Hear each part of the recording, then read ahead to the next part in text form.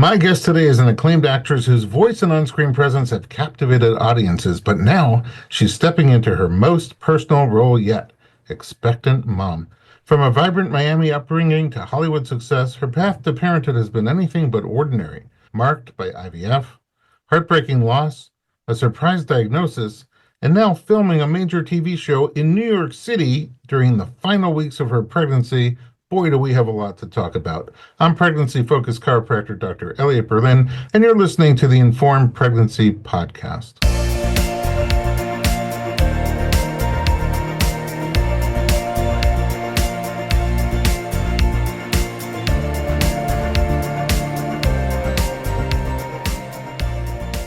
Aimee Carrero, welcome to the podcast. Hi, what an introduction. I mean, you earned every little bit. I don't know about that. Listen, if you want to come and check into the hospital with me and just rattle that off, maybe I'll have an easier time getting a private room because in New York City, they don't guarantee private rooms. I know every second of you being in New York kills me. You're Me too. supposed to be here in Los Angeles with us. I know. Maybe for the next one. I can't wait. Maybe it's too soon. But Miami, Florida, so that's where you hail from. Yeah. Well, I was actually born in Dominican Republic, island girl, and we moved when I was 4. So, for all intents and purposes, I was raised in Miami. And I was, Puerto Rican dad, Dominican mom. And it sounds like great food. Well, yeah, I mean, like, we're No? not chefs in the family, but my grandmother made great food. And then just in general, being in Miami, it's like Cuban food, delicious, everything, at your fingertips. But it was great growing up there because we take for granted, at least, I don't know, maybe Miamians of my generation take for granted how easy it is to be bilingual there. When I moved to LA, I was actually shocked at how few Latin people that I came across had the opportunity to learn Spanish and practice it every day. You go to a McDonald's in Miami in certain neighborhoods and they'll talk to you in Spanish first. Oh, really? Okay. But I mean, it doesn't seem like there's a lack of Spanish in Los Angeles. No, definitely not. But it's kind of like, I don't know, maybe I just don't. Not as immersive. Not as immersive, maybe? I don't know. Maybe I'm just talking out of my. No, now I want to go to Miami and see what it's like at McDonald's. I'm going to Miami just for the McDonald's. Yeah, and I want to see if I can order anything. Yeah. It's going to be hard for me. I'm not great with languages. What was life like anyway growing up? Do you have siblings? I do. I have a younger brother. He's 4 years younger. His more wife. Mature? He's more mature. Well, I have firstborn daughter energy. Okay. But does that give you some almost like motherly experience? Yes. Okay. He's a Gemini. And I think he's a little more diplomatic than I am. And one could make an argument that that is more mature. That is maturity in action. In some ways. In some ways. Do you have the firstborn thing where you had to pave the way for him? I sure did. And I think we're just very different people. It doesn't kill him to let people just do what they want to do. I think that I have kind of a bossy instinct, which isn't great and really served me when I was like a young kid and maybe even like a young adult. But now I just find myself having to learn about surrender and just letting people, and we'll get into this later, because it's been a huge lesson in this pregnancy, but just knowing that you can't control every little thing. And any semblance of control is really just fantasy, I feel like in stature, I'm a pretty big man and you're a pretty petite woman. But all that stuff that you're talking about, gives you this big energy, this big energetic posture. I'll take it. Yeah. I mean, you kind of have to be. My dad is pretty short and he has this energy about him too. I think we have that in common. I remember the first time we went to LA when I was trying to check it out. And this was I don't know, maybe I'm aging myself. We had a Fodor's travel book or whatever, and we were looking up what are the cool restaurants, and I remember trying to get into a Hollywood restaurant, and they were like, well, sorry, we don't have any reservations until da, da, da. And my dad got on the phone. He was like, listen, this is Rodney Carrero talking. We're gonna need an 8 p.m. reservation and a booth. Meanwhile, this restaurant doesn't have booths. But for whatever reason, they were like, yes, sir, we'll see you at 8. So there's this commanding presence that some short-statured people have that it just comes out of necessity, survival instinct. Lo and behold, they found the booth. They found a booth. They made one for us when we got there. What did your parents do for work? My dad is a civil engineer, recently retired, but that lasted about 2 minutes. He has another job now, which is in engineering as well, maybe just consulting. And my mom was a Spanish teacher for over 30 years. And when the pandemic hit, she took that as an opportunity to retire. Ah, So, public school teacher and civil engineer, but public hopefully she can servants. still help me with my order at McDonald's in Miami. Yeah, she can definitely help you with that. Muchas gracias. De nada. So, acting, where did that come from? You know, I'll tell you exactly where it came from. I wanted to be a singer and I wasn't good enough.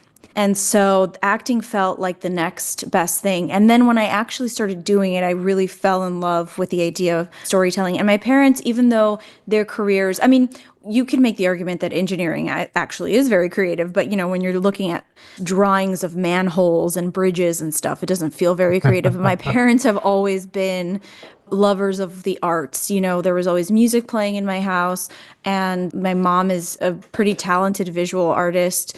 My dad plays, like some instruments. And so there was always something artistic about my family, even though no one ever made a dollar in my family doing anything artistic. It was still held in a place of honor in my family. And so I think when I expressed interest in acting or theater, they didn't discourage it. As long as I remember the deal was, as long as I got a degree in something not acting related, they would help me financially move to LA and start my acting career. Oh, that's so So supportive. What's they were, the, yeah, very supportive, but also really kind of practical about the whole thing. yeah, So, practically supportive. That yeah, could be a band practically title. supportive. That could be, if you do go back to singing, Yeah, totally. practically supported band. What was the thing that you got a degree in? Oh my God, ready for this? International relations, which Oh, is not the most practical degree, but I does that was, mean dating guys from out of the country? yeah, that's exactly what it means. I'm an international woman of mystery. Uh, No, it's kind of like a political science degree, but more on the international scale. And the frustrating thing that I learned too late into the major is that there isn't a ton you can do with that unless you want to go to law school or you maybe want to work for a think tank. And I didn't want to do either of those things. What drew So you to that? I've always been pretty interested in politics. I don't know why I didn't do political science. I don't know why I didn't do that. I think I was in my, this was a time where like I used to be very religious also. This is like a little detour, but Catholic? Catholic. And we used to, through like the church, I would go on these trips, where we do humanitarian aid in Nicaragua and like different places. And I felt a call towards, sort of like international aid at the time. And this was also like when, there was a lot of people were adopting kids from everywhere, and now in retrospect, we look back on that and we realize it wasn't that helpful, really. What is helpful is supporting the local organizations that are on the ground financially and, maybe with the work that you do. But it's not so helpful to just like parachute into a small village and be like, we're here to help and also tell you about Jesus. Like that doesn't really do Mm, much for them. But at the understood. time, it was humanitarian, but also proselytizing. And I have difficult feelings about that now, but that's kind of what I was thinking at the time. So Did you give up religion for Lent? that's a really good one. Why, thank To you. much to the heartbreak of my parents, yes, I gave up religion for Lent. Because in your presence, there is a spiritual, a deep spiritual energy. So I feel like maybe you don't call it religion anymore, but you still have that like spiritual soul to you. I think so. My parents are very spiritual as well. I think even if they stopped going to church tomorrow, there was always kind of like a mist, especially with my mother. She was always having, kind of like downloads and is very in touch with her, sort of spiritual side, aside from the organized sort of like going to church every Sunday kind of thing. She always had like a special touch, like I would say, sort of a supernatural kind of gift. So, yeah, I think personally it would be impossible to be steeped in religion for so long. And even as an adult, I adopted that. And I was like the kind of Catholic that would go to church every day at like Whoa. 21. Yeah. So I moved to LA and that was a big part of my life. And You just love wafers? Yes, I can't get enough. I can't get enough of confession. I can't get enough of the sacramental wine. But I will say something about religion that I'm really appreciative of. It's funny because I have friends, a lot, most of my friends in LA who went to prep schools or whatever. They didn't have much of a religious education, even if it was just kind of getting to know about it. And I find that it's really impossible to appreciate literature and art if you don't have a baseline of sort of like the Judeo-Christian history. Like I remember on our honeymoon, my husband and I went to like the Duomo in Florence, and I kind of knew what was pictured on the walls because I was so steeped in that culture. And he kind of had no idea. And I had to explain, that's, I don't know, I don't remember what we saw, but like that's David and Goliath, and told them the story of that. So there are benefits. But yeah, I would say it's impossible to be that religious and not take away some sort of spirituality from it. I think it definitely shapes a piece of who you are. And I love that you found your path with it, like how to be spiritual in a way that's comfortable for you. Yeah. It's not a perfect system. We just had a new pope that made all the headlines, and it brought back a lot of, Oh, I remember reading something. yeah, it brought back a lot of like weird sort of memories and a kind of like an ownership about it when people were like, oh, I know about it because, I saw the movie Conclave, and I was like, well, I saw the real conclave of, when John Paul II passed and we got Benedict. And then when Benedict stepped down and we got Francis, I felt like a weird kind of, like, let me tell you about Catholicism, even though I've walked away from Catholicism. It was a weird kind of feeling. I don't know It's if that makes a whole lot of no, sense. totally. Like I think when I went to Nebraska, Mm. my wife and I went to Nebraska for a year, Lincoln, Nebraska. We grew up in New Oh, York no City. way. So we're surrounded in New York City by, Jews everywhere, big Jewish communities. Yeah. And then we went to Lincoln, Nebraska for her internship, mostly for her Mm. Oh, psychology right. internship, but also to see what it would be like if there were two Jews in Nebraska at the same time, which is kind of what it felt like. Yeah, then Uh, that's it. and then being outside the community, you all of a sudden start to realize a little bit more about who you are Yeah. in that way. Like my Judaism, yeah, because it's not around me, all of a Hmm. sudden I start to get more in touch with it on the inside. So it's always Yeah. going to be a part of you. Totally. And it's funny because we will get into this later, but my husband and I are now in New York because of the show. And, we're in this neighborhood. Everyone is great and everybody knows each other. And that was not the experience we had last year. And he went to the tailor recently. And he told him the story. He was like, I grew up on this block or whatever in New York, and I thought like the world was full of Jews because that's all that there was when I was growing up. And then he moved away for a little bit. And then I realized there's really not many of us, Not much at all. Yeah. not at all. I mean, I Yeah. literally grew up in the umbrella. All Hmm. my friends were Jewish. I went to Jewish schools. We had the Yeah. synagogue. I felt the exact same way. Thought Yeah. everybody was Jewish, and like there were a Yeah. handful of people who just weren't for some reason. Right. And For some then, reason. and then all of a sudden you grow up and you're like, oh my God, 1/4 of 1% of the world. But Yeah. I didn't mean to cut you off. Sorry. No, that's it. And I mean, and growing up in Miami was similar because everybody, at least in my neighborhood, Miami's also changed a lot. I think now it's always been, like a hot spot, but now it's kind of the LA-ification of Miami is happening. And, we've got all the restaurants and there's a Carbone in Miami. Like, what is going on? But when I grew up there, and, I grew up in Kendall, which is heavily Latin neighborhood. I mean, I could count the amount of white people I knew, Caucasian people I knew on one hand, and they spoke perfect Spanish because they had to, and spoke English with the Miami accent, which is the accent I had until I moved to LA and decided I wanted to work as an actor. And they were like, "Where's your accent from?" I'm like, "What accent are you talking about?" Oh my God. Yeah, I love so you. You can so just turn it right back on. oh yeah, it comes right back. And when I go home, my husband's like, "Who are you?" It just slips right in. I didn't know how to pronounce salmon until I moved to Los Angeles. Why, It how do was you guys say it? salmon. Solomon? Hmm. Hmm. Yeah, I mean the accent is so much spicier. It's more interesting. And I am also like not first generation. You know what I mean? Like it would make sense if, at least in Miami, it's like people that are second, third, fourth generation talk like this. And like even Caucasian people talk like this. If you're from a certain neighborhood, you have a little Miami thing going on and that's it. And you can't get rid of it. I have a friend who went to like UPenn, like, super smart people that literally just like, yeah, I got into Ivy League, whatever, I'm gonna do it's really funny. Oh my Yeah. God. It's funny because I'm from New York, but I don't talk like that anymore. I used to I talk like that a know, little but bit. how cool. Do you miss it? No. Oh. I You're like like, going back to visit, but no. I don't know. I've lived in a lot of cities since then. mm, And the pace of life, I think when I was a teenager in my young 20s was a great pace for me. yeah. And now, 4 kids and they're starting to grow up and move out of the house. Not New York is a great pace for me. So Yeah, yeah, for it's sure. different. And you'd be poor living in New York with four Oh kids. yeah. I Yeah. mean, right. Where would they go?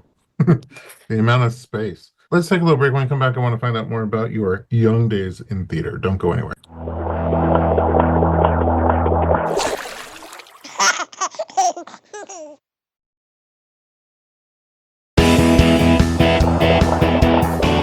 Welcome back. We're talking to Aimee Carrero. Okay. Hello. Hello. So we got off track a little bit. The Pope just totally blinded me, and I couldn't help You what and I saw. everyone else, the Chicago Pope. If The that's Chicago not Pope. if that's not an NBC pilot, I don't know what Oh is. my God. I didn't Chicago even think Pope. about it. Chicago Yeah. Pope. Yeah, I don't know. I just saw white smoke and everything changed. Yeah. So creative as a kid and then international relations because you had to do something. But Yeah. what about the theater? So you wanted to do singing, then you realized maybe you're more like storytelling and maybe you're better at storytelling. How did you develop it? Where was your start in theater? Yeah, so there was a theater that is sadly no longer there. It's called the Coconut Grove Playhouse, or it was called the Coconut Grove Playhouse. Coconut Grove is a neighborhood in Miami. And it was kind of like, the Geffen in LA that you could go see local actor. It just so happens that the local actors in LA are like Annette Bening, you know what I mean? But Right. they do local productions. They don't bring them from New York City. They cast them in LA and whatever. It was like the Geffen of Miami. And they had a summer program. And up to then, I'd been in drama club in school, but I went to like we could talk about my childhood for hours because I'm game. I went to the All ears. craziest middle school and elementary school. It was an Orthodox Catholic school and a nun was murdered there. That's neither here nor there. I will tell you about I that mean, later if that's you want. somewhere. Well, yeah, it's somewhere in the past. But anyway, they didn't really have like the most artistic thing that they had was called Schola Cantorum, which was a Latin choir. And that's all they had. And then somebody tried to start a drama club, and we were quickly shut down because we were trying to do scenes from like Cat on a Hot Tin Roof. You know what I mean? And that was Boy, like not in the curriculum. So I begged my parents to put me into like a summer camp or just something that I could be around people that were like me, that were creative and wanted to express. And so they had a pretty expensive summer camp. And I remember must have been, God, I don't know, like 2001, 1999 or something. And it was $800 for the camp. And it was only like 4 weeks or something. And, we grew up very middle class and it was a big deal that my parents sent me there. And also it was really far from my house. So imagine going from like Van Nuys to like Brentwood or Westwood every day, oh, you dropping went off back their and daughter. forth every day? Wait, Yeah, it was a day camp. Oh God, a Latin family sleepaway camp? Never, no? Oh, never. And so that was kind of where I got my real first taste. And we had a show at the end of it. I met my best friend Regina there, and I met, so many kids that were a little misfitty, kind of like me. And it was a musical theater camp, and it was so fun. And I did it like 3 years in a row.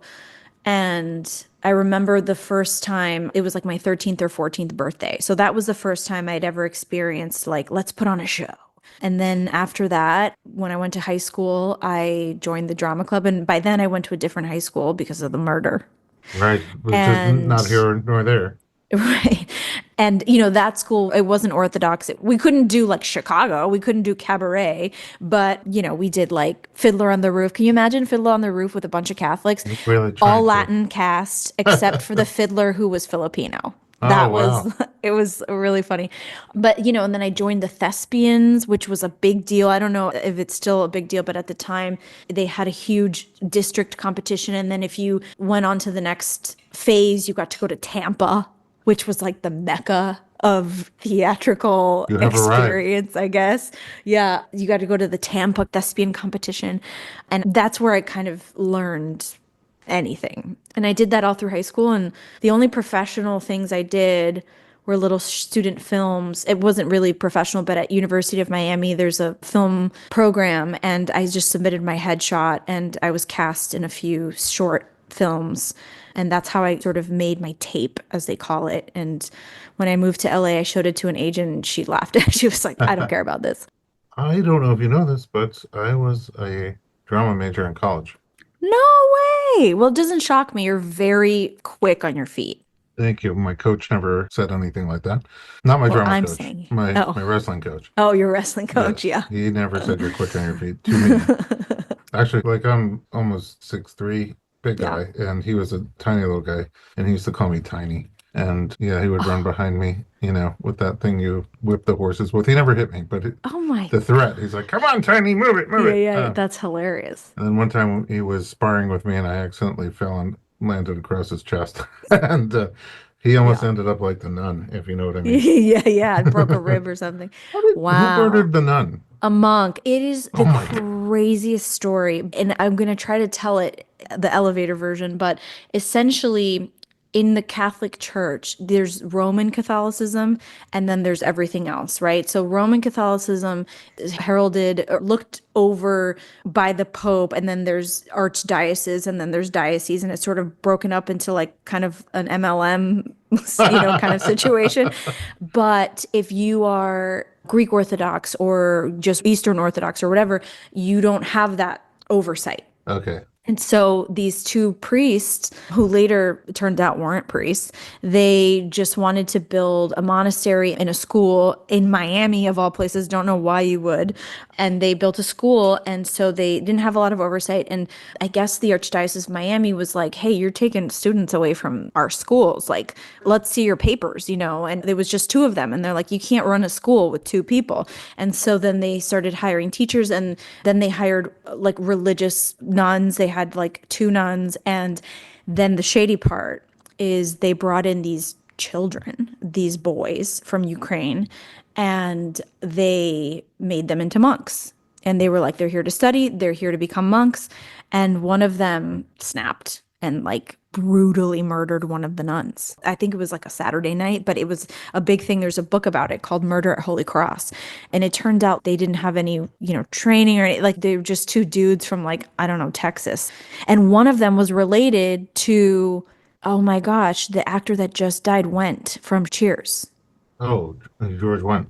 Yeah, I think it was his brother, his cousin or whatever was one of the priests. No way. Norm's Yeah. cousin? Yeah. Weird, weird, weird, weird. Wow. Yeah, I didn't do a I good mean, job with this story, but if you read the book, it's really good. yeah, I kind of want them to make the whatever crime documentary. I know. But the guy who did it was so young. He will be sent back to Ukraine in 2026. I think he'll only be 39 or 40. Dang, He's a so he young was guy. really young. Okay, so I mean, good exposure to dramas for you. Sure, absolutely. Plenty to work with there. I love that. And they were just casting little nuns and monks, Yeah.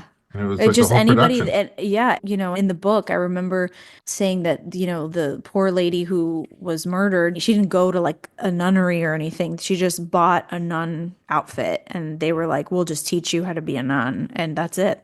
She used to be a CPA. She was like a Wow. civilian, and, went through a really kind of heartbreaking divorce and decided to give her life to God in a really austere way. And this was as austere as you could get. Like, even the Roman Catholic Church was not enough. She wanted like almost silent living kind of thing. Hmm. Yeah. Getting back to your drama, when was the first time you felt like, wow, my career just took a step? Huh. Well, I've had many moments like that in my career. When I moved to LA, I booked the first audition I ever went on, which was for Alvin and the Chipmunks, The Squeakquel. I remember it well. Might have heard of it.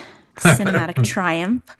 But that was a big deal because, I didn't have any formal training. Like now, as a person that's been in the industry for a long time, like a lot of my friends and a lot of people that I work with, they are, Carnegie Mellon graduates, Juilliard graduates, I don't have any of that pedigree, so I didn't know what to expect. But I looked really young when I moved to LA. I think I must have been 20. I remember watching Obama's first inauguration from the mattress I'd put in the living room because I had a TV and a mattress, and that's it. And that was like my first week in LA. So, January 2009. And I had an agent who was a children's agent because I looked so young that even though I was 20, I could go out for high school roles. And that's exactly what happened. So my very first audition was for Alvin and the Chipmunks, and I booked it. And so I felt like on top of the world. I made a paycheck doing acting, which I had never done before. I'd never, made a dollar acting. So that was a big deal. And then I mean, did you get a blanket? a blanket as a I'm wrap saying you had a gift. TV and a mattress, and Oh yeah, I had a now you're blanket too, finally but rolling in the dough. I know. Well, I remember making on that show or on that movie, I think my paycheck was like $16,000. And, that's not nothing to scoff at, but I did work for like 3 months. And that was like one of the only jobs I had that year. So I had to make it stretch. Did you do like the things that people do, like waiting tables or other? Oh yeah, yeah. But actually, that first year I didn't have to. And that was a big deal for me because I was ready to like put my resume out. I mean, what resume? I'd worked for my dad and I'd worked at, a furniture store. I had no business bartending, but I ended up getting there because I was a server and I talked too much to the patrons and they were like, you got to be behind the bar. But yeah, that first year was crazy. I had like 6 jobs. I worked on The Mentalist. I don't know if you remember that show, but it was a Totally. hot ticket at the time. Yeah. Hannah Montana, which was also a hot ticket at the time. And I had a lot of jobs and recurrings and stuff like that. So that first year was great. And the second year slowed down a little bit. And that's when I got a job working at South Beverly Grill, which is of the Hillstone family. Still a big fan. Love a Hillstone. And met all kinds of people there and got a different experience because I had had a crazy first year where I really felt like I'm going to make it, like this is it. And then a really quiet second year. And I met people who were just, in the trenches and had moved there and wanted to make it. And some of them did have, and some of them moved away, moved back home and pursued other things. And then I would say when I booked my first series regular, it was for the Cartoon Network, but they were doing live action at the time. So I did that, and that was my first really big kind of paycheck. So I've had lots of moments like that throughout my career where I'm like, wow, this is it. And then it's not it, but it is a milestone. I'm Yeah. still waiting for that big job. Yeah. I mean, all those milestones build on each other. Yeah. And I wonder, is there any in this time where you had like scary moments? I mean, is auditioning come natural to you or, being on screen or on stage? You ever get like Yeah. panicky about it? Oh, all the time. I think fear is a good thing. Well, you learn to embrace fear, and you know this as a drama major. You learn to kind of convince yourself that the fear and the nerves are what give you the edge. I don't love auditioning. It's not my favorite thing, but I'm competitive. So I think I lean in that. I'm like, I'm going to win at this, which is not the right frame of mind to go into it, but it helps me, you I know. don't think I've met somebody who loves auditioning yet, Yeah. but saying that I don't love it is one of the most positive things I've heard about it. Yeah, yeah. Well, I like to prove myself. I'm not saying that I'm at the point in my career where I only get offers. Like, that's definitely not where I'm at. But, every now and then I'll get an offer and I'll sometimes talk myself out of the offer and talk myself into an audition. And my agents are like, what are you doing? And I'm like, well, I just kind of want to make sure that they're sure about it, because my biggest fear is to be fired from a job and it hasn't happened yet. It's not my biggest fear. My biggest fear is like, I don't know, getting eaten by a shark, but like it's up there. My new fear is being murdered by a monk. Yeah, that's not good. I didn't have that an hour ago. Now it's in the rotation for nightmares. Yes. All right. I want to get back to your career when we Yeah, get towards the end to the sure. present day. But in the meantime, let's take a little break and then talk about your progression towards motherhood.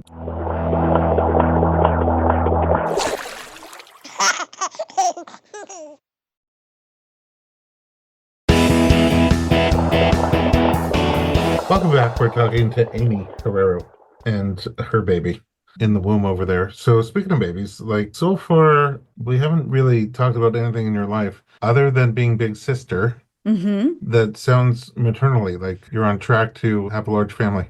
Yeah, I had no interest. Zero interest in children. Like a disinterest or just no interest?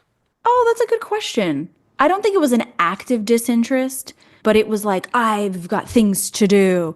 I didn't think I would get married, or it's not that I didn't think, I just didn't think about it at all. You know what I mean? Like if I was like painting a picture of my future, I would fill it with career stuff. It was all career stuff.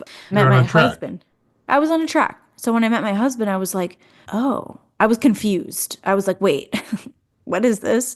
And why does it feel like right, even though it doesn't fit into the picture of the thing that I had worked my whole life to achieve or to bring to fruition?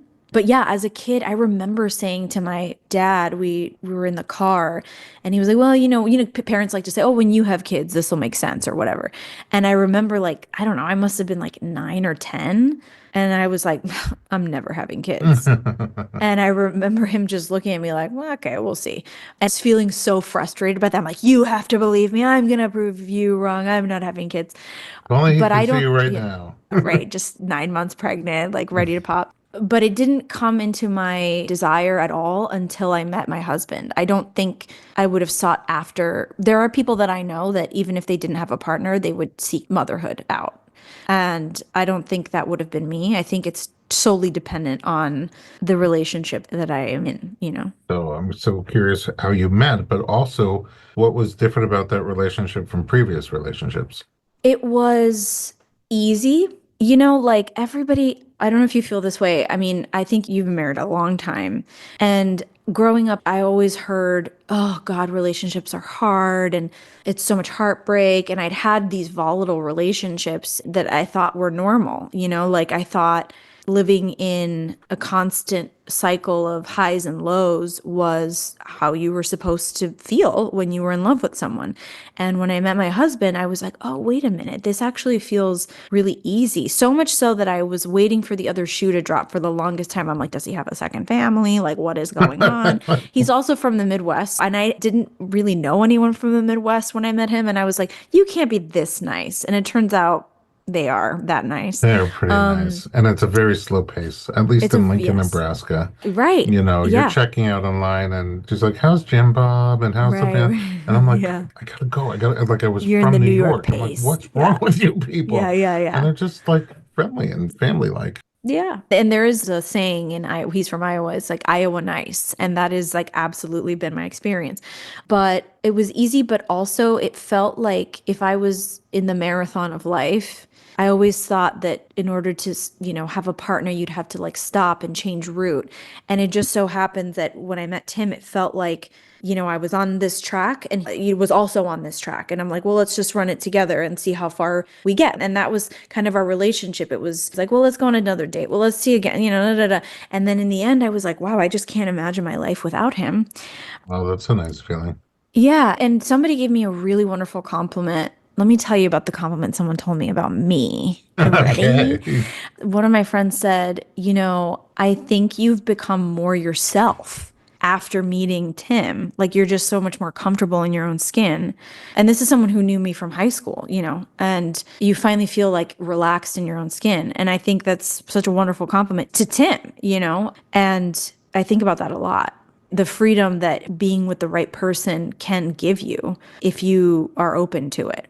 To become less inhibited, more free to express yourself. Yeah, and just freer in general, like I think I'm more creative. I think I'm more empathetic. I think I'm also more pathetic. He's definitely softened a part of me that I kept really hard, and I think just cracked open parts of my soul that I didn't necessarily know were there or wanted to explore. And that was a shock to me. I never thought that a relationship could do that. That sounds incredible. Yeah. Like really amazing. It's like tingly feelings. Yeah. How did you guys meet? We were set up on a blind date. So I was doing another cinematic triumph you may have heard of called The Devil's Due. And Devil's it too. was The Devil's Due. And it was kind of like a play on Rosemary's Baby. And it shot in New Orleans in 2013. And I, was on location with a bunch of, actors in their 20s. And one of the actors that I was working with, his name's Rob Belushi. He brought his fiance over from LA and we had like a really great weekend together. And he was like, are you single? I'd love to set you up with my best friend, Tim. And I was like 20, whatever, really just not looking for any kind of relationship. I was revisiting another relationship at the time, my old high school boyfriend, which is like never a good idea, but it felt good at the time. And I was like, I don't do blind dates. I'm, whatever. And so 2 years go by. So I say no to this blind date. 2 years go by. And I see that Rob had like booked something in the trades, and I text him. I was like, hey, congrats on this, love to see it. And he was like, are you single? I want to set you up with my best friend, Tim. And I'm like, who is this guy who can't get a date? And by then I was like in my mid 20s and, a little more open. And I was like, yeah, sure, give him my number. And I remember having like a really great audition, the kind of audition where they follow you out of the room, they chase you out of the room. They're like, can you just do one more time? I didn't end up getting Oh, that job, by the way, but I felt really? really good. Yeah. And so I turned my phone back on. I was on the Paramount lot, turned my phone back on, and I saw that I'd missed a call from a Chicago number. And then I heard the message and it was Tim. And I was like, you know what? I'll call him back. And I'm not a phone kind of girl. I don't love to talk on the phone. But I felt good about myself. So I called him back and we talked for like 2 hours. And then we set a date at the Line Hotel in Koreatown for like a week later. And we went to go get a drink. And he was like, you know what? We've actually met before. And I'm like, no, we've never met before. He was like, yes, a year and a day to the day, we were getting our headshots done at the same place. And then, of course, I remembered I'd shown up early to set up my clothes, and obviously for the non-business people out there, an actor's headshot is like their business card, and you get them every few years and, whatever. It's a very stressful, expensive experience. And so I was setting up my clothes and the photographer was like, what's your sign? What's your sign? And the whole time his face was facing the photographer and I was like setting up my clothes. So I didn't even get a good look at him. And she was like, I'm going to give him your number. And I was like, okay, sure. But he never called. Ah, So he was like, you're the girl from the headshot place. And he has a ah, great memory for faces and names. He can tell you we have anyone. nothing in common. Yeah, exactly. And so that was our first date. And then we were engaged a year and a day after that. Wow. And now you're 9 months pregnant, which Hmm. sounds like a whole new story. Yeah. So basically, it sounds like your story is just beginning, but the podcast is ending. So I would love to invite you back to do a part two Yeah. because we have a lot to talk about from going to probably not going to have any kids to where you are now. Yeah. And the career continued to blossom. We're going to end this episode here and we'll be back shortly with another round. In the meantime, if you love this kind of content, visit us online at informedpregnancy.com.